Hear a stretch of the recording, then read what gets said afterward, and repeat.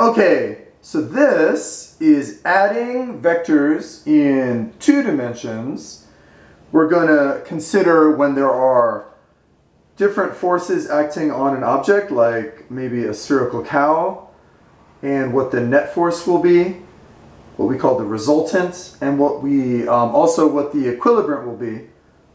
Okay, and this is what is on the net force worksheet. On the back side, there's some of these here.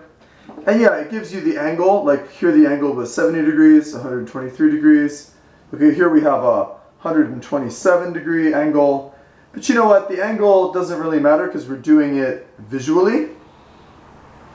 Also, I just wanted to remind you about adding vectors in 1 dimension.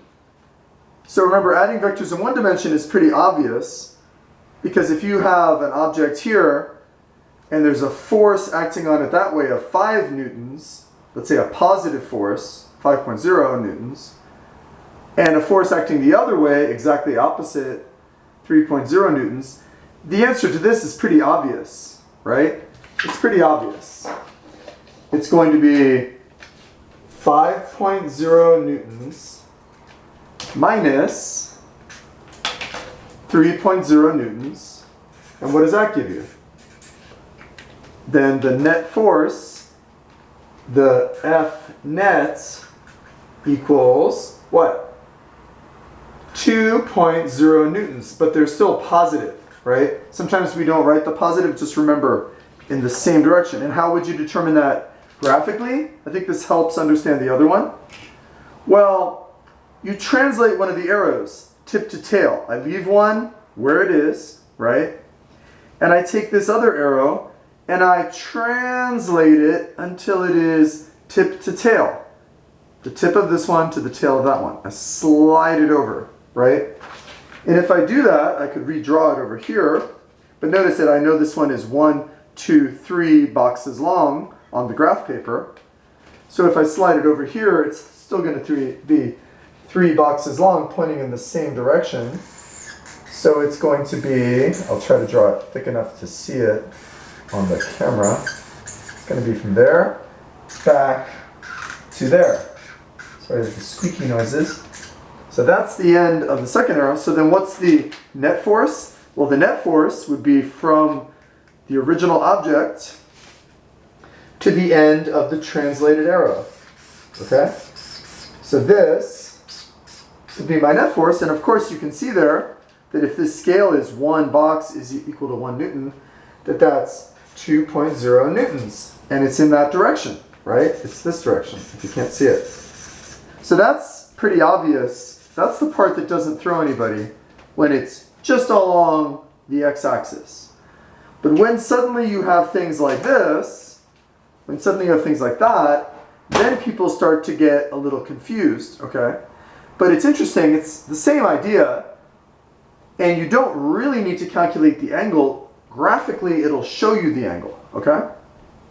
So what I'm going to do is I could take either arrow and I could translate it. I could take this one and I could slide it over to here, or I could take this one and I could slide it over here. I'm going to do this one, okay? I'm going to take the blue arrow. Notice that it goes up 1, 2, 3, 4, and over by 1, 2, 3. So when I translate it over here, it'll go up by 4 and over by 3, okay? So it'll wind up going from here, 1, 2, 3, 4, 1, 2, 3, to there. Right? So it's basically taking that arrow, I'm not drawing it perfectly straight, I'm trying to make it thick enough to see from up there.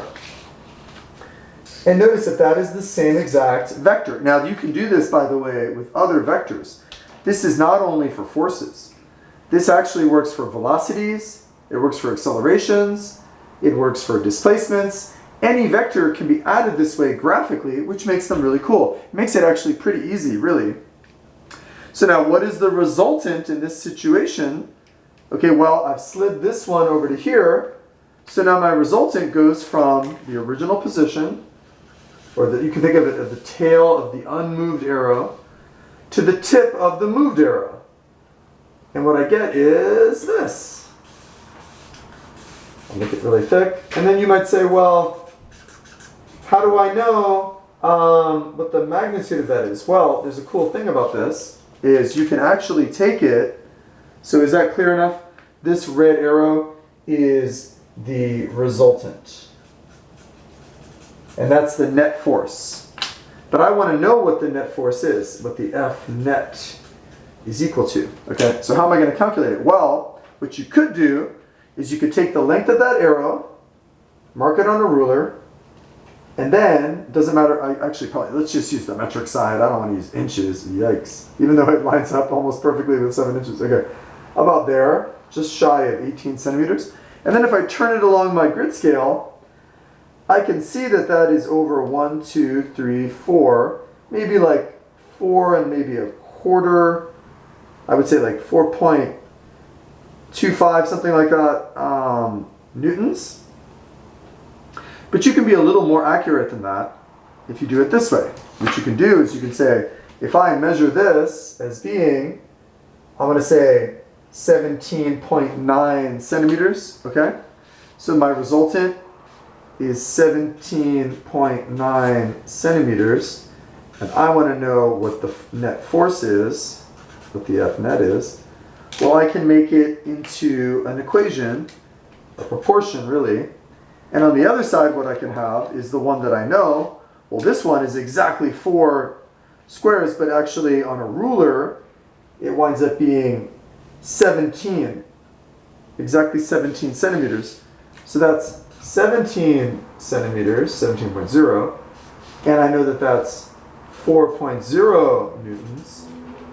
So I can get a pretty good calculation of what the net force is if I do what? What's the best way to solve this? The best way to solve a situation like this is always cross multiplication. I love cross multiplication. So if you have two fractions that are equal, then multiply the diagonals. So let's do it. 4.0 times 17.9 equals, and that gives me 71.6. Never mind that the unit is Newton centimeters. Yeah, let's put that.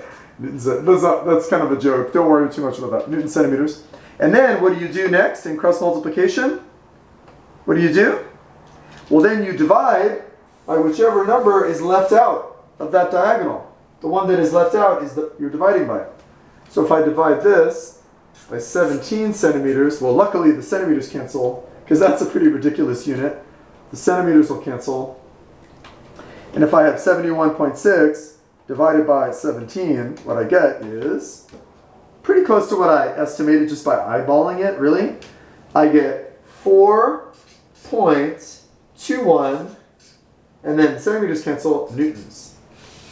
So this is my F net, and this is the direction. Okay, so then, with a protractor or using trigonometry, there's ways of calculating what that angle is. You could measure it graphically. But basically, the resultant is in that direction, and the F net is 4.21 newtons. So now what about the equilibrant? What about a force that would balance out both of these at once? Just take care of both of them, okay? By the way, really quickly, before I show you the equilibrant, I want you to realize that, you know what? I could have also translated the green arrow. I could have left the original blue arrow, translated the green arrow over to here, and don't you see how that would get you to the same exact place? So if you translate the green arrow, it goes over by 4. That would have probably been easier, right? Just go from this position, 1, 2, 3, 4. Okay? So translating the green arrow, if I were to draw it right here, gets you to the same exact place as translating the blue arrow, right? And of course it does. Now how do I get the equilibrant, what would balance out these two forces? Well, it's the resultant, but reversed. So basically, if you follow through the resultant in the opposite direction from your object, okay, in the same exact direction, and so I know this goes up by 4 and over by 1, this is going to go down by 4 and over by 1, okay? And then I get, let's see, what colors have I not used? What colors have I not used here? How about this one, I guess? Okay, pink. So then going to here, this pink arrow, I shouldn't have gone that far, I should have stopped right there. This pink arrow is my Equilibrant. So the Equilibrant, Equilibrant, there we go, that's not an I. Equilibrant is the force that would balance all the forces that are present. And it's exactly the reverse, okay, you think of it as like the negative of the resultant. So the resultant goes one way, the equilibrant goes the other way. Guess what, how much force that is? The equilibrant, guess. The equilibrant would be 4.21 newtons. The same as this, right? Right? Because it's the same magnitude in the opposite direction. And what else did I want to say about that? The equilibrant would balance out both of those forces. By the way, what if I had like a third force involved? If I had had a third force involved, then I would have translated the first arrow and then translated the second arrow to the end of that one. So for example, if there was an additional force, this is going to get messy if I did it. If there was an additional force, let's say this way, okay, an additional force that way, that went down by 2, over by 2, right, a vector like this, well then once I had added the 2 arrows, that would have taken me to here, and then my resultant would have been there, and my equilibrant would have been there. And you could add a 4th vector, a 5th vector, a 6th vector. You just keep adding them tip to tail. Only one of them has to have its start at the actual object. One of them you have to leave where it started. Okay? And that's how you add vectors in 2 dimensions.